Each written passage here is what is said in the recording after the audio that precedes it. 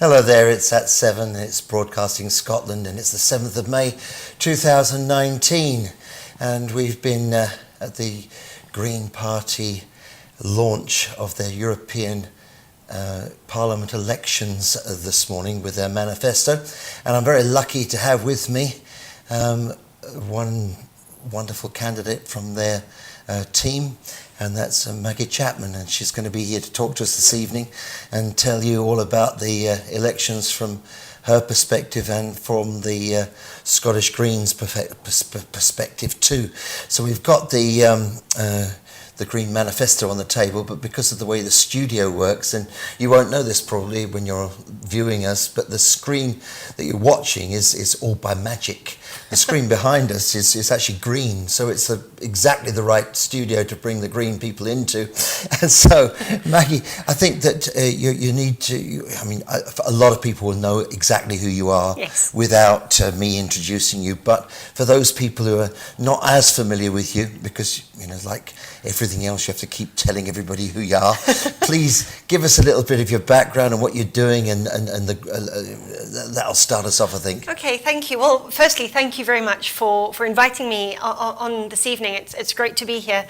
I'm Maggie Chapman. I'm co-convener of the Scottish Greens, and as you say, I am the lead candidate for the Scottish Greens in this month's European elections.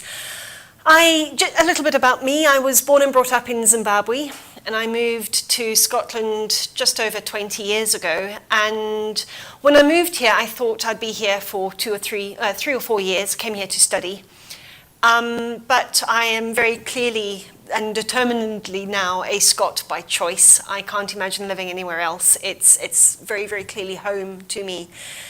And in my time, both in Zimbabwe and in Scotland, I've always been interested in how humans interact with each other and how they interact with the world around them, whether that's the natural world or whether it's other human societies, other life on planet. And my interest in politics really was born, I suppose, out of the anti-apartheid movement in South Africa. I am a South African citizen, and my mum and dad were both born and brought up in South Africa, and we've got a lot of family in South Africa. And I can remember very, very clearly, before majority rule in South Africa, before 1994, we were on holiday visiting family when Chris Hani, an ANC stalwart, was shot.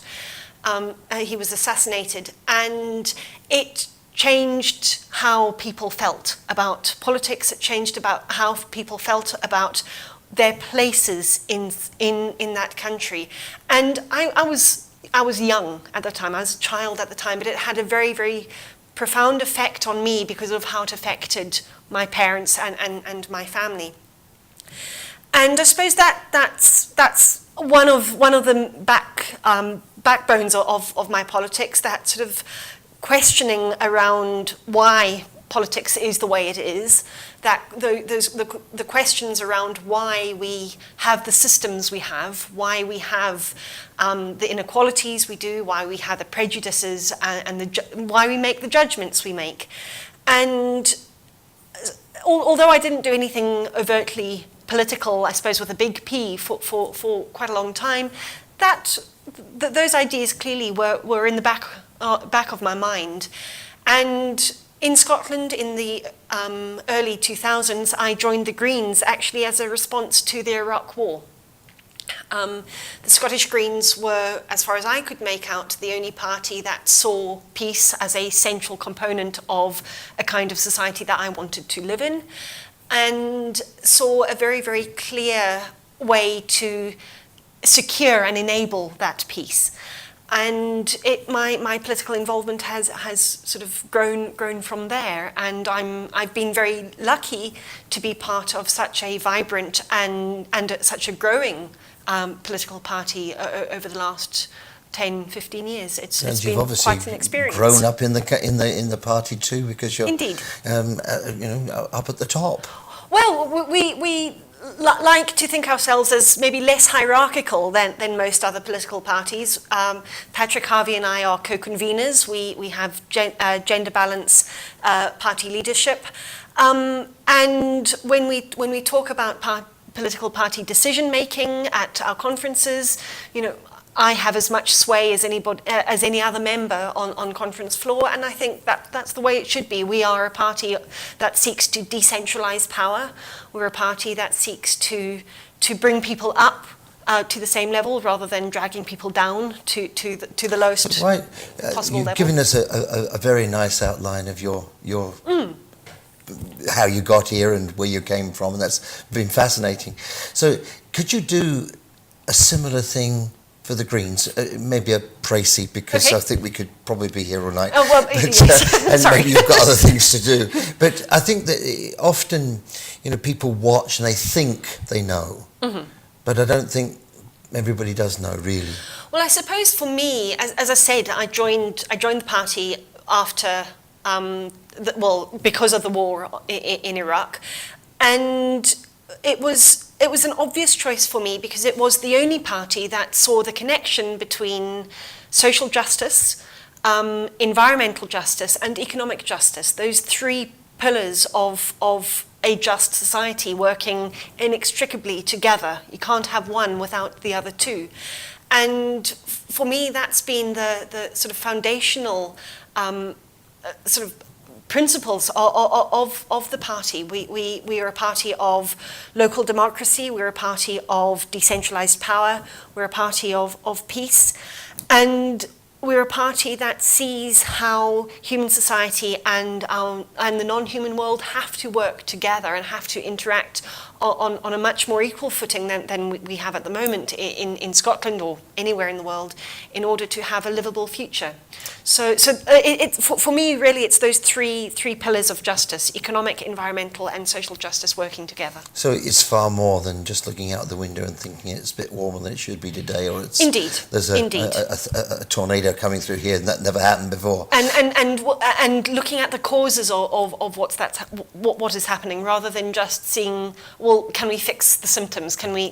So what are you actually saying? You're actually saying that your party has got a holistic kind of approach. Yes. An economic approach. Is not just about turning off the air conditioning in some third world countries. It's not all just about renewable energies. It's a whole package that we're dealing with. Yes. So seeing the interconnections between every aspect of our lives.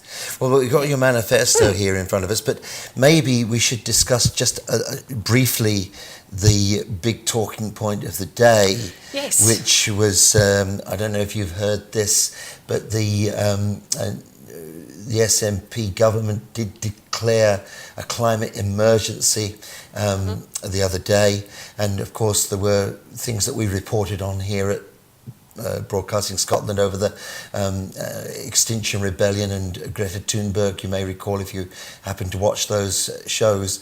But today there was quite a bit of, not just from the Greens, it was from quite a few different angles. There was quite a lot of criticism to the SNP government that the tax on aviation was going to be reduced, I think, to not everywhere. There was a problem with the Highlands and Islands, I think, and so they couldn't implement it when they wanted to. But anyway, today they've scrapped that. Now, did you have much to do with that scrapping? Well, I mean, it was something that the Greens challenged as soon as the idea of scrapping air passenger duty was raised a few years ago. And the decision today by the Scottish Government, I think, is an example of a concerted effort, not just by the Greens, but by a whole range of people.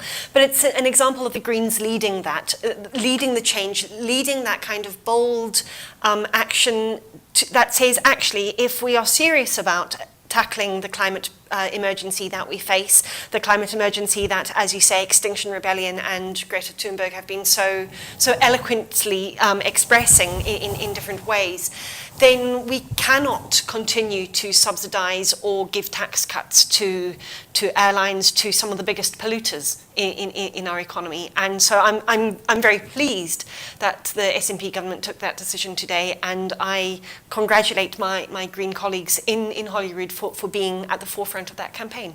Okay, so this is the manifesto for the upcoming elections, which will happen May 22, is it? 23rd of May. And yeah. They are important for Scotland. If you have any notion of what the EU does for Scotland and how it helps us be a part of the big wide world, then you'll understand that. If you don't understand that, well, there's a lot of information available from the European Union and obviously from what we're going to speak about now. But it is a very important issue, first of all, just for Scotland remaining in the United Kingdom as things stand now. It is important for Scotland to remain in the European Union. But it's also an interesting thing because your party would like Scotland to be an independent nation yes. within the European Union. So it says, number one on page one is all about a green Europe. And of course, a lot of Europe is a lot greener than the UK, in that there are many yes. green MEPs and various different factions in various different governments all across Europe, especially in Germany. So should we tackle some of this stuff here? Climate change emergency, the Green Deal for Europe. Well, that's two great big things before we even go down. We're going to be here all night, Maggie. We're going to be here all night, but maybe a little précis on these little items. I don't know if we're going to get too fine detailed if we go like this. But well, I suppose a Green Europe is one of our three sort of key priority areas. We see, as I said, that the climate crisis, the climate emergency we face is probably the biggest challenge humanity has ever faced. And we know that we have 11 years to take the kind of action, urgent action, that we need to take to avoid catastrophe. That's very clearly what the IPCC, the International Panel on Climate Change, said last year. So those 2 points, tackling the climate emergency and a green New Deal for Europe, they work together.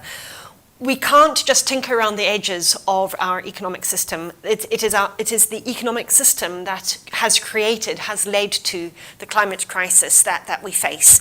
So we need to transform our economy and transform it in a way that removes our reliance on fossil fuels as our energy in our energy supply, and at the same time creates a very different kind of economy, one that has enough jobs for everybody.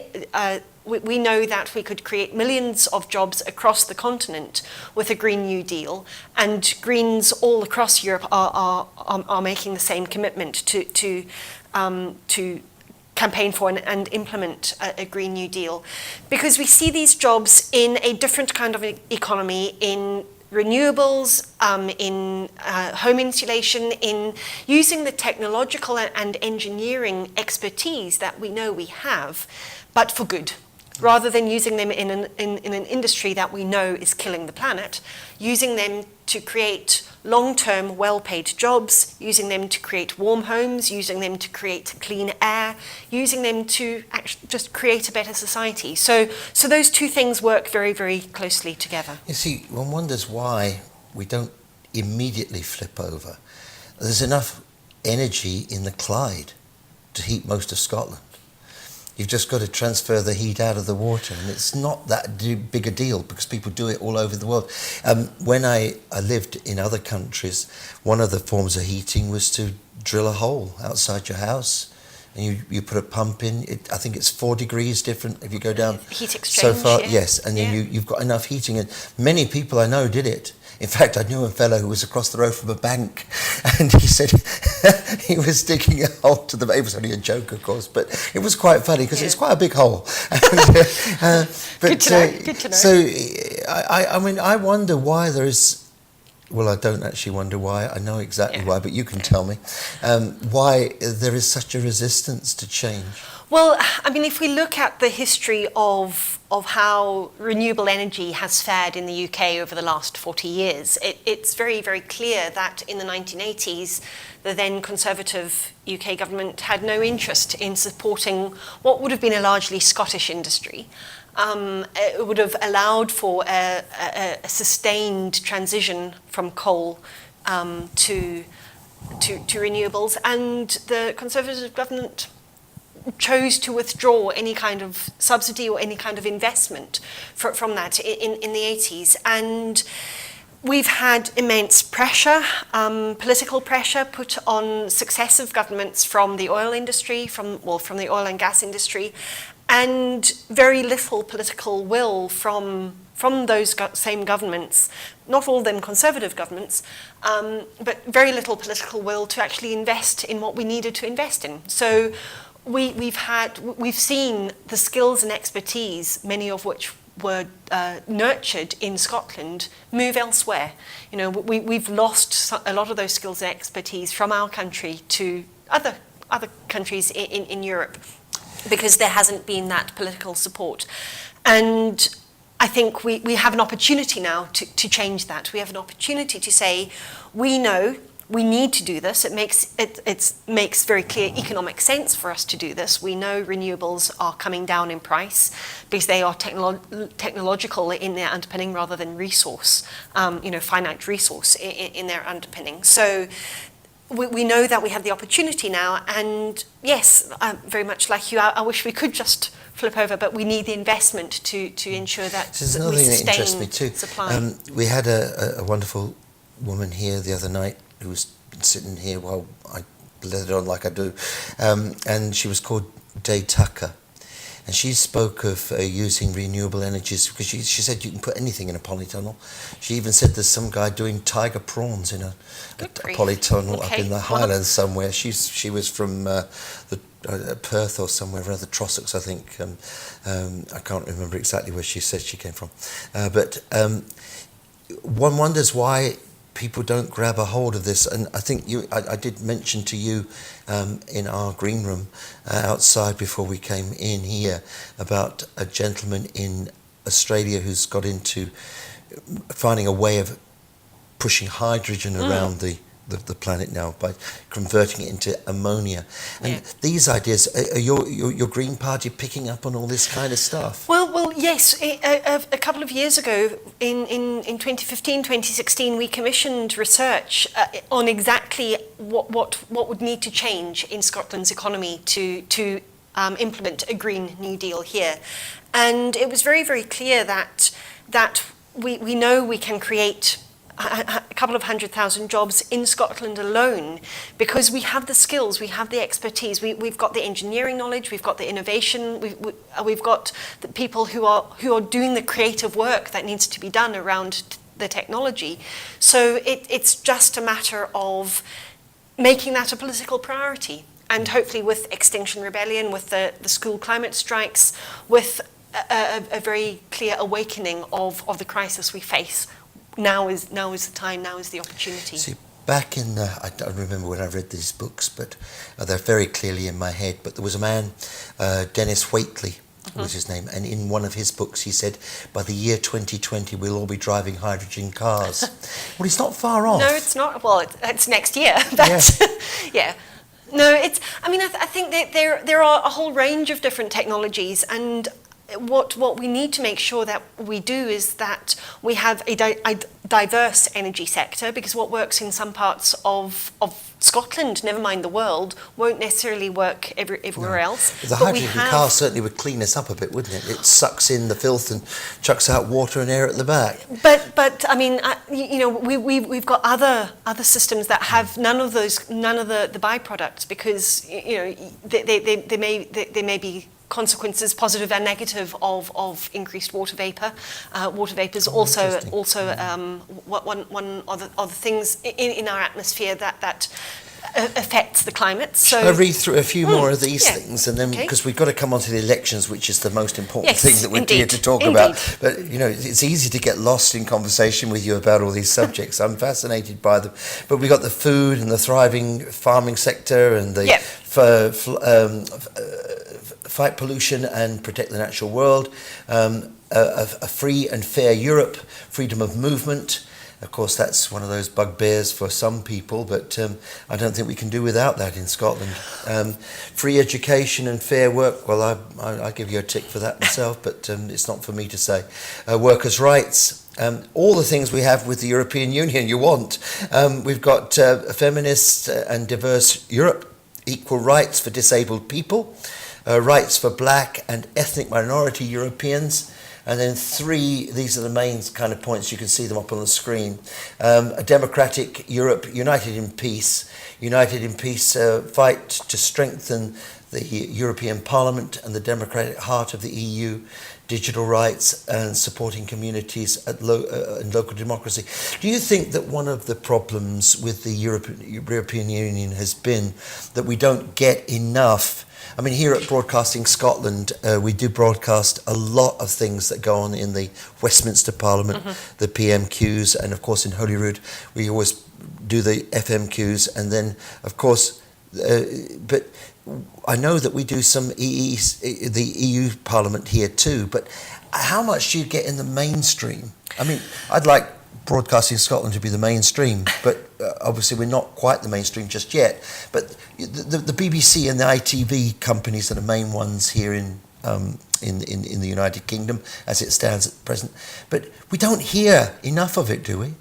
I think that's one of the frustrations that we've had. In some ways, the European elections in 16 days' time are unusual for us because we're actually talking about Europe. You know, I can remember 5 years ago, it was actually really difficult to get anybody to talk about the European Union, never mind the intricacies of the different institutions that are part of that body. And so we have an opportunity now, I think, because of what's happened with the chaos of Brexit over the last 3 years, to really say, you know, these are the values, these are the things that the EU does for us and that we can do with the EU. So yes, as you read through these, one of the things, one of our key priorities in these elections is very clearly about saying very clearly that Greens campaigned to remain as part of the European Union, and we want people to vote for pro-Remain parties. Obviously, we'd like people to vote for the Scottish Greens, but that because we know that Scotland voted overwhelmingly to remain part of the EU. I think because there is that recognition, whether it's through agriculture, whether it's through our education system, there are so many elements of our lives that have positive European influences. And we face losing that, and Scotland said 3 years ago that it didn't want to lose that. And so in these elections, we have said very clearly that one of our priorities is to say that we want to stop Brexit, we want to secure a positive transformed Europe by electing more Greens to the European Parliament.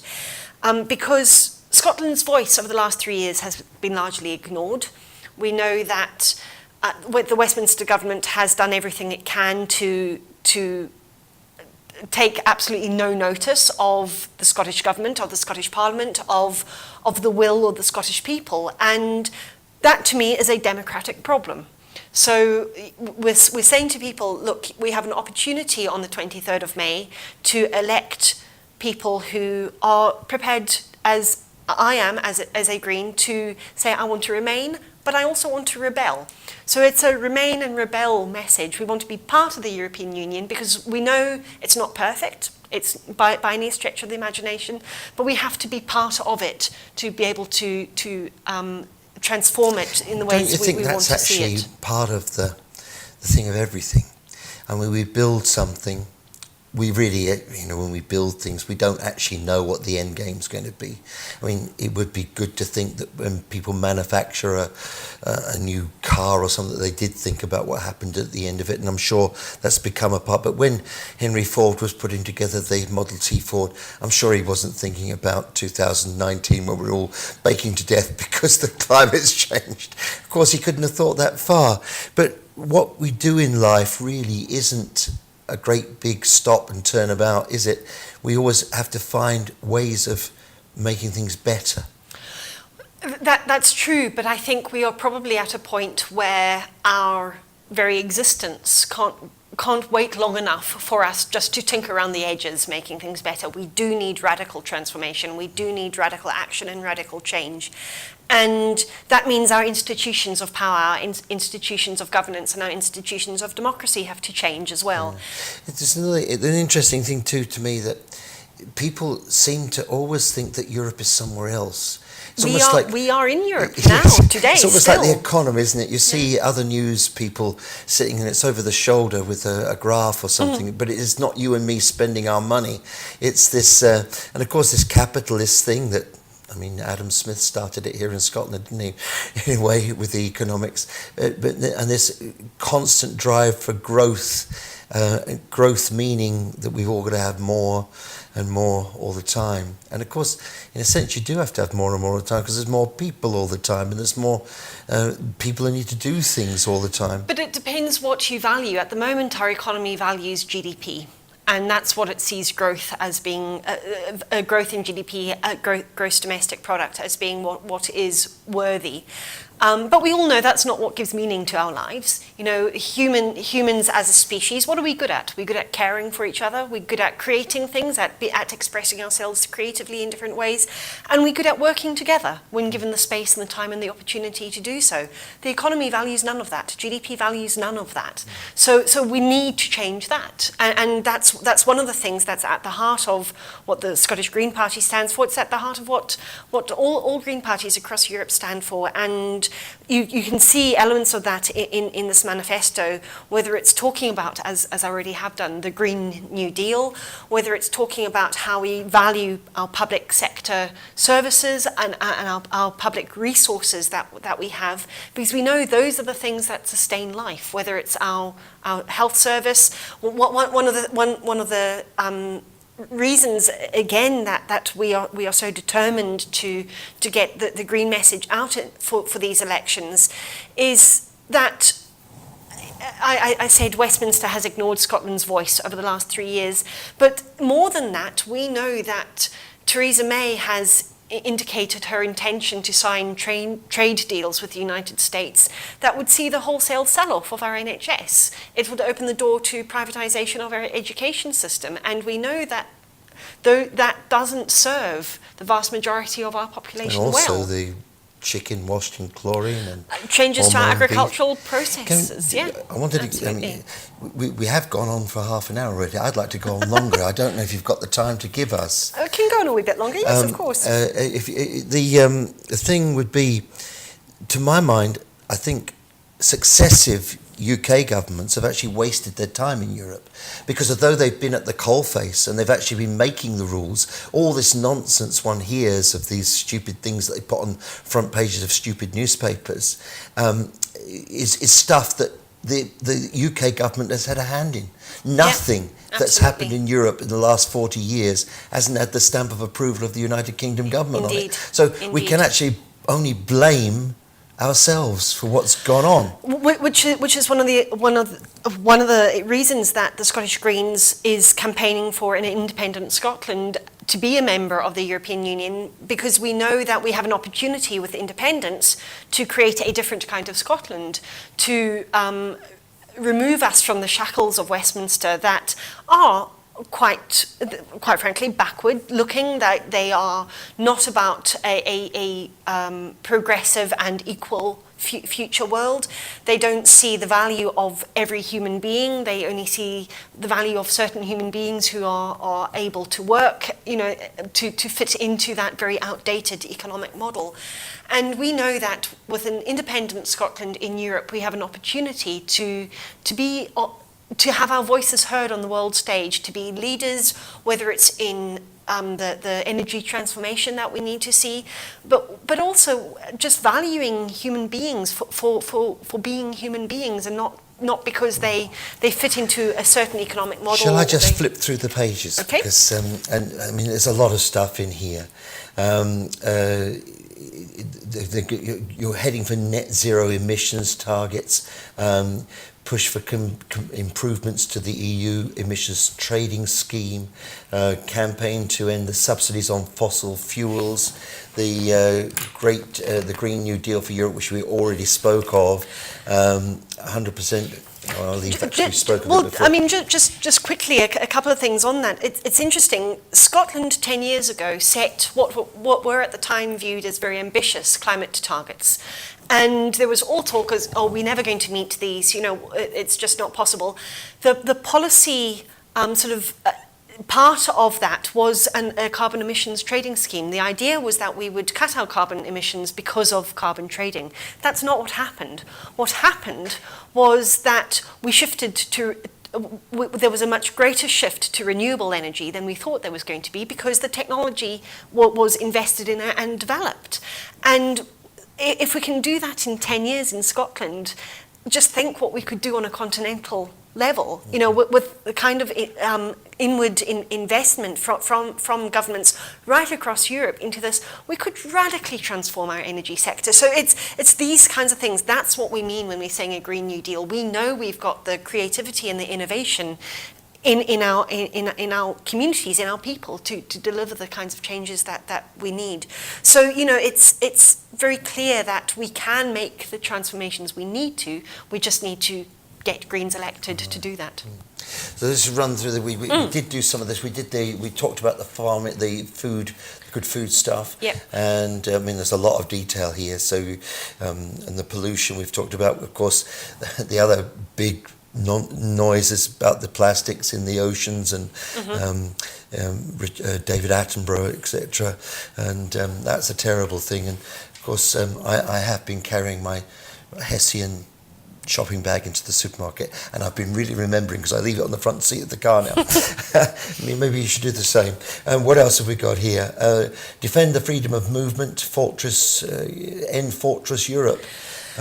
I can say a little bit about this kind of section that we call a free and fair Europe. And end against racism and xenophobia. Go on, give us a bit. Well, one of the things that was very, very clear with the government we had 3 years ago in the UK, it was very clear that Brexit was going to be about an anti-immigrant, pretty racist, pretty xenophobic campaign, and that is indeed what has transpired. I remember speaking to somebody the day after the referendum, and they'd said that European colleagues that they had sat side by side with at work for several years beforehand felt targeted, felt victimised, felt that they were no longer welcome. And I think one of the very clear messages from the Scottish Greens manifesto and from our commitment to the people of Scotland, as I said right at the start, I'm a Scot by choice, and I want to say to everybody who lives and works in Scotland that they are welcome here. And we are at risk of losing that. We are at risk of, we have lost members of our community, members, friends, neighbours, our work colleagues, because of Brexit. And quite frankly, we should all be disgusted by that. Scotland wants to be a welcoming and outward-facing and open country with freedom of movement as part of the European Union. But more than that, we want to use our voice in Europe to make sure that Fortress Europe doesn't happen ever again. So all countries within the European Union take seriously their duties and responsibilities to refugees, to those seeking asylum, to those who are fleeing disaster zones from around the world. We have a duty as human beings to do this, and I'm disgusted by the way the UK government has acted over the last few years with the Syrian refugee crisis and all of this thing. And also we can move away from that. This hostile environment which they've provided for people. Theresa May was the architect, is the architect of that. She moved from the Home Office, where she created the hostile environment structures, to being Prime Minister, where she's just exacerbated it. Of course, that's affected a lot racist. of people in Scotland. It really has. I mean, many, many stories about people getting sent back to places they've never lived before. Yeah. Just look at how the UK government handled the Windrush scandal. It's just racism. It's just xenophobia, and it's not right. It's not on, and Scotland needs to stand up and say, we're not going to take this anymore. So we've got promote the role of trade unions, representing bodies, manager and running corporations. Your Scottish Green MEPs will, now I think we should do this, they will demand fair paid sick leave and parental leave in all European countries. Call for shorter working weeks, that'll please a few people, to become the new standard. I don't know, I say to work every other is.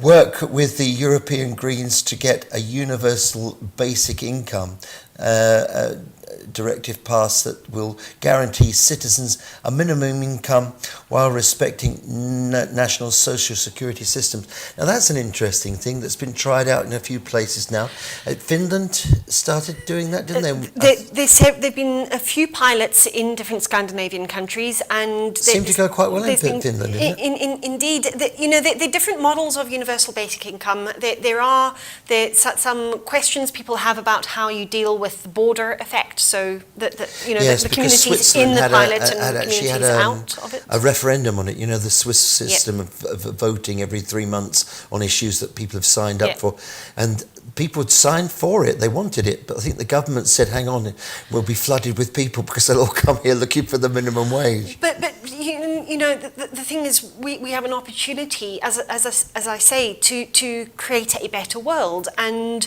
we should jump at that opportunity. We should grasp it with both hands. And the European Union has a really crucial role to play here, because if we can say, this is at a basic minimum, this is what all humans should get. Yes. Because it's like if you're in some village in India and you've got to walk 5 hours a day to get your water, it's the same thing actually. If I didn't have to spend a lot of time doing a lot of things just to get enough money to keep my big old tummy full and do the things I have to do to pay the people at the council tax and what have you, and the electricity people and blah blah blah. I mean, if I could remove myself from that and be creative more, that would be fantastic from my perspective, because I don't mind working. I actually enjoy it. I'm sure a lot of other people do, but it's not only work, it's other things that you get freed up from. It's like not having to carry your water every day. But it's what I say about, what is it that we as humans are good at? We are good at looking after each other, at caring for each other. We are good at being creative, whether that creativity expresses itself in art or music or engineering or whatever it happens to be. We are creative beings, and we are cooperative social beings. But our economy doesn't let us do that. So, we know that there are an increasing number of people in the UK at the moment who are working 2 or 3 jobs sometimes and are still in poverty. They still have to use food banks. They still cannot afford to heat their homes in winter. That should not be allowed to happen. And these are the kinds of the policies that the Greens want to work to implement in Scotland, in the UK, across Europe, are exactly the kinds of policies that could free people up. Because we know that when we have the opportunity to engage in caring for each other, to engage in being creative, to work with each other, we're happier, we're healthier. So we create more cohesive communities, we create happier and healthier communities. Why wouldn't we want to do this? All right, let's. I mean, what can I do but agree with that? I mean, there's no argument to be had.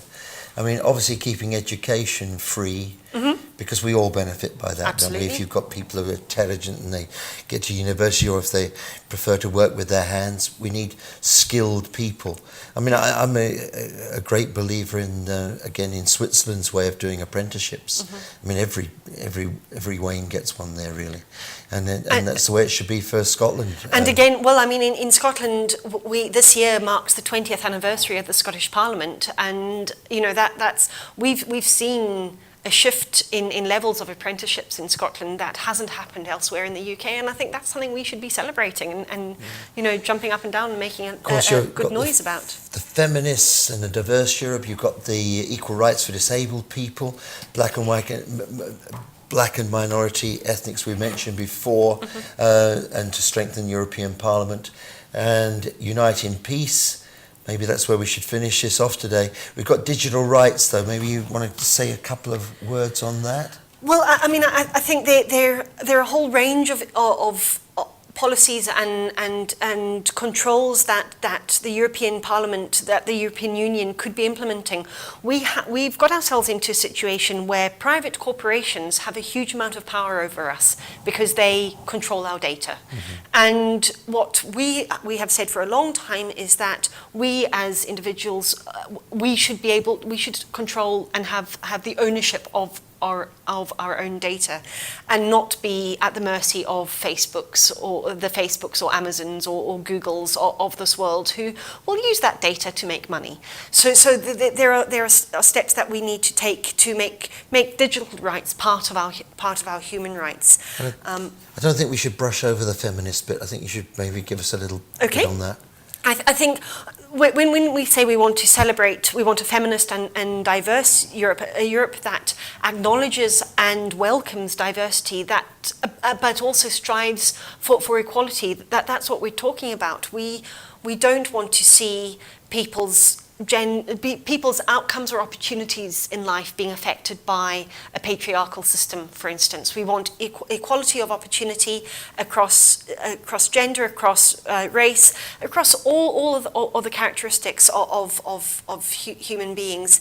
And we know that at the moment our economy is not providing that. We know that women bear the brunt of austerity, women bear the brunt of the cuts we faced in the UK, but women also bear the brunt of poor work conditions. So it's predominantly women who are in poorly paid and very precarious, very insecure jobs.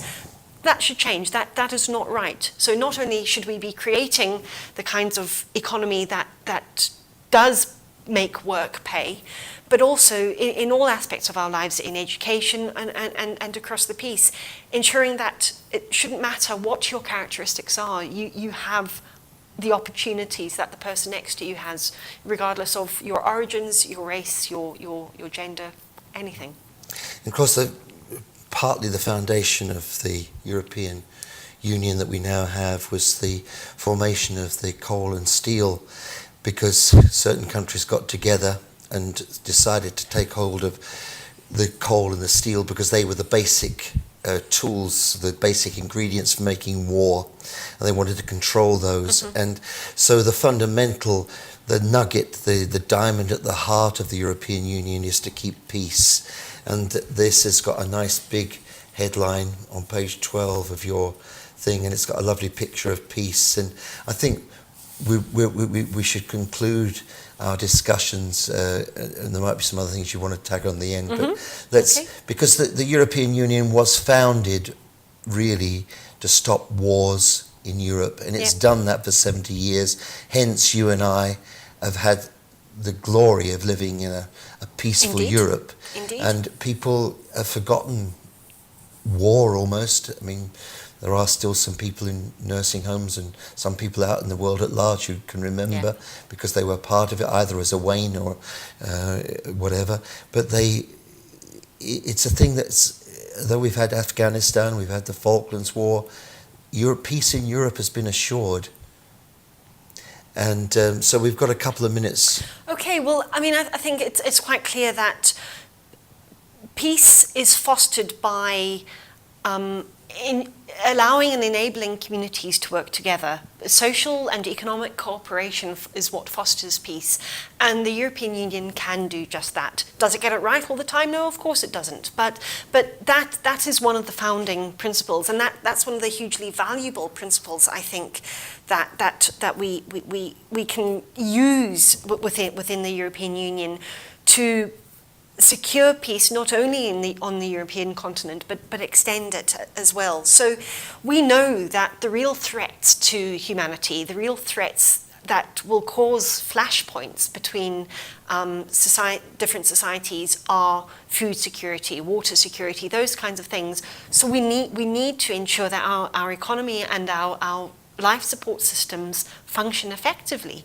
And the way to do that is to transform the way in which we want our economy to work, but also the way in which our politics work, and that's one of the main reasons that we think Greens across Europe working together can transform the world. So Maggie Chapman, I wish you very good success Thank with you. your Thank you very much. campaign to become a European Member of Parliament. The first Green and the first MEP Green from Scotland. From Scotland, and if you have not yet registered to vote, you should, because it's a very important election regarding Scotland.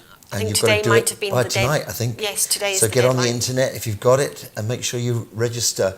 And make sure you go out on May the 23rd and put your X's in the proper boxes for an independent Scotland, for the Green Party, for the SNP. These parties want independence, and there are other parties available, of course. But they don't wish to have independence for Scotland. So these choices are yours, of course, and it's your democratic right, and take advantage of it, because it's a precious thing that's been won over many, many years. So thank you very much for watching Broadcasting Scotland tonight, and if we can find a way, we'll be back here tomorrow. Night-night.